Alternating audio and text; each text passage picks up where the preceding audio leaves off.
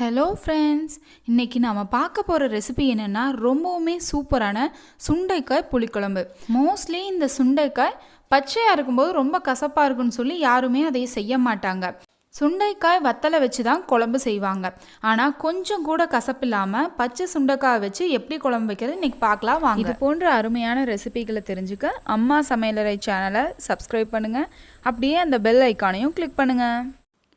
ரொம்பவும் சுவையான இந்த சுண்டைக்காய் புளிக்குழம்பு செய்கிறதுக்கு தேவையான பொருட்கள் மற்றும் அதோட அளவுகள் இங்கே மென்ஷன் பண்ணியிருக்கேன், பார்த்துக்கோங்க. ஒரு கிளான்ஸ் தேவையான பொருட்கள் என்னென்னு பார்த்துடலாம். சுண்டைக்காய் 150 கிராம் எடுத்து நல்லா தட்டி கழுவி எடுத்து வச்சுருக்கேன். சின்ன வெங்காயம் 100 கிராம் முழுசாக எடுத்து வச்சுருக்கேன். பூண்டு 50 கிராம் பல் உரித்து எடுத்து வச்சுருக்கேன், முழுசாக எடுத்துக்கோங்க.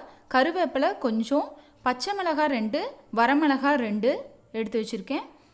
வெந்தயம் 1/4 டீஸ்பூன் அளவுக்கு எடுத்துக்கோங்க. புளிக்குழம்புக்கு வெந்தயம் ரொம்பவுமே முக்கியம். பெருங்காயம் ஒரு பிஞ்ச் அளவுக்கு கொஞ்சமாக எடுத்துக்கலாம். புளி கரைசல் ஒரு எலுமிச்சம்பழ அளவுக்கு புளி எடுத்து ஊற வச்சு வச்சுருக்கேன். 3 டீஸ்பூன் தேங்காய் தண்ணி சேர்த்து அரைச்சி எடுத்து வச்சுருக்கேன். சின்ன சைஸ் 2 தக்காளி பொடியாக நறுக்கி எடுத்து வச்சுருக்கேன். மிளகாய்த்தூள் 2 டீஸ்பூன் எடுத்துக்கலாம். குழம்பு மிளகாய்த்தூள் 3 டீஸ்பூன் எடுத்துக்கலாம். இப்போது அடுப்பில் வானிலையை வச்சு சூடானதும் 100 ml ஆயில் சேர்த்திக்கலாம். எண்ணெய் நல்லா சூடாகணும். சூடானதும் கடுகு சேர்த்துக்கலாம். கடுகு நல்லா பொரிஞ்சு வரணும். கடுகு பொரிஞ்சதும் வெந்தயம் 1/4 டீஸ்பூன் சேர்த்திக்கலாம். அதுவும் நல்லா பொரிஞ்சு வரணும். அதுக்கப்புறமா எடுத்து வச்சுருக்க கருவேப்பிலை, வரமிளகாய், பச்சை மிளகாய் இந்த 3ஐயும் சேர்த்து நல்லா வணக்கிக்கலாம். எண்ணெயில் வதங்கும்போது பச்சை மிளகாயோட மேலே இருக்க ஸ்கின் ஒரு ஒயிட்டிஷ் இருந்ததாக மாறும். அப்படி மாறிடுச்சு. இப்போது 50 கிராம் பூண்டு உரித்து வச்சுருக்கோம் இல்லையா, அதையும் முழுசாக அப்படியே சேர்த்திக்கலாம். சேர்த்து ஒரு வணக்கிட்டு சின்ன வெங்காயம் 100 கிராம் முழுசாக எடுத்து வச்சுருக்கோம், அதையும் சேர்த்திக்கலாம். இப்போது இது எல்லாமே நல்லா வணங்கணும். சின்ன வெங்காயம் அதோட கலர் மாறுற வரைக்கும் நல்லா வணங்கணும். அது வரைக்கும் நல்லா கிளறி விட்டுட்டே இருங்க, நடுவில் நிறுத்தாதீங்க, இல்லைன்னா ஒரு சைடு கருகுன மாதிரி ஆகிடும். இப்போது சின்ன வெங்காயம் நல்லா வணங்கிடுச்சு, அதோட கலரும் மாறிடுச்சு பாருங்கள். அடுத்தது எடுத்து வச்சுருக்க சுண்டைக்காய், அதை நல்லா தட்டி உள்ளே இருக்க அந்த விதையெல்லாம் தண்ணியில் போகிற அளவுக்கு வாஷ் பண்ணி எடுத்து வச்சுருக்கோம், அதையே சேர்த்திக்கலாம். சேர்த்திருக்க சுண்டைக்காயை நல்லா வணக்கிக்கலாம். இந்த சுண்டைக்காயுமே சேர்த்திருக்க எண்ணெயிலேயே நல்லா வணங்கணும். வணங்கி அதோட மேலே இருக்க ஸ்கின் ஒயிட்டு தான் மாறும், அது வரைக்கும் வணங்கணும்.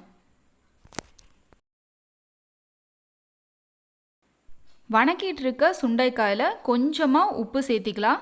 சுண்டைக்காய் வணங்குறதுக்கு தேவையான அளவுக்கு மட்டும் சேர்த்திக்கலாம். சேர்த்தி நல்லா கிளறி விடுங்க. 5 minutes later. இப்போ பாருங்கள், சுண்டைக்காய் நல்லாவே வதங்கிடுச்சு, ஆயிலே ஃபுல்லாக வெந்திருக்கு. சுண்டைக்காயோட அந்த க்ரீன் கலர் ஸ்கின் மாறி இப்போது ஒரு ஒயிட் கலர் இது வந்திருக்கு பாருங்கள். இந்த அளவுக்கு நல்லா எண்ணெயில் வேகணும். இப்படி வெந்ததுக்கப்புறமா கட் பண்ணி வச்சுருக்க 2 சின்ன தக்காளிகளை இதோட சேர்த்திக்கலாம். சேர்த்தி நல்லா வணக்கிக்கலாம். தக்காளி நல்லா மசிகிற அளவுக்கு வணக்கணும்.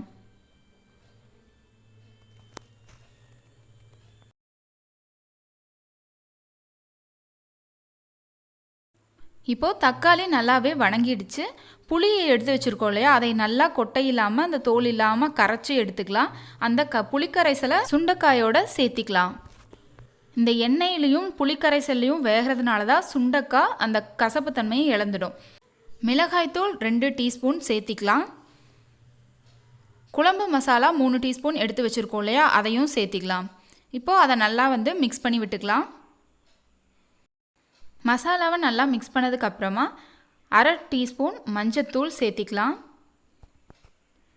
இப்போது குழம்புக்கு தேவையான அளவுக்கு உப்பு சேர்த்திக்கலாம். இதை சேர்த்து நல்லா கலந்து விட்டுக்கோங்க. தேவையான அளவுக்கு தண்ணி சேர்த்து குழம்பு கன்சிஸ்டன்சிக்கு கொண்டு வந்துக்கலாம்.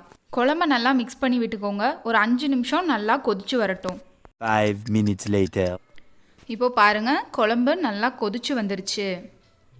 இப்போது 3 டீஸ்பூன் தேங்காய் எடுத்து தண்ணி சேர்த்து அரைச்சி வச்சுருக்கோம் இல்லையா, அதையே சேர்த்திக்கலாம்.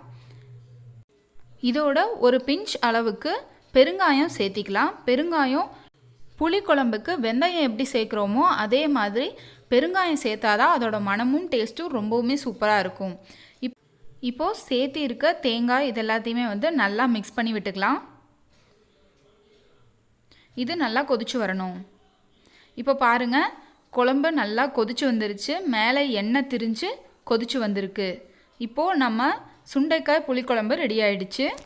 இது போல் ஒரு தடவை வீட்டில் செஞ்சு பாருங்கள். வேணாங்கிறவங்க கூட மறுபடியும் வேணும்னு சொல்லி சாப்பிடுவாங்க. அவ்வளோ சூப்பராக இருக்கும். செஞ்சு சாப்பிட்டு பார்த்து எப்படி இருக்குன்னு சொல்லுங்கள். இந்த வீடியோவை லைக் பண்ணுங்கள். நம்ம சேனலை சப்ஸ்கிரைப் பண்ண மறந்துடாதீங்க. தேங்க்யூ.